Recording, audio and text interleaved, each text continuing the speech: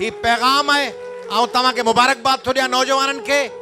सिंध में चौधारी मांगर मच्छ अथव, सिंध में चौधारी रूपले वारा एनिमल अथव, एनिमीज़ अथव। पंहिंजी सिंधी शाइरी ऐं सिंधी कल्चर हिकिड़ो ॿियो पैगाम थो ॾिए, उहो सम्झो।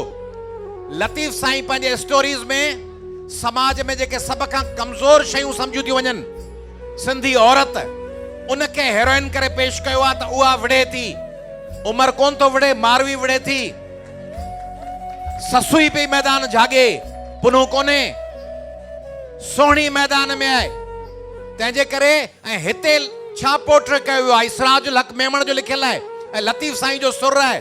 सवेल जेको घातू घर न आया गीत पहलियो उस्ताद जुमन जो आवाज़ हो ऐं शाह लतीफ़ जी शाइरी हुई। उन में दुनिया जे ताक़तवर शयुनि जे साम्हूं सिंध मां फतह कंहिं हासिल कई? हिकिड़ो मोरड़ियो जेको टंग खां जॾो हो, कमज़ोर हो, इग्नोर्ड हो, आइसोलेटेड हो, जेको डिप्रेशन में ज़िंदगी गुज़ारे सघियो थे, उन कमज़ोर तरीन मोरड़े छहनि पंजे डुंगर जहिड़नि पहलवान भाउरनि जो हिसाब उन कमज़ोर ऐं टंग खां जॾे मोरड़े वरितो। इहो मैसेज सम्झिजो। GSN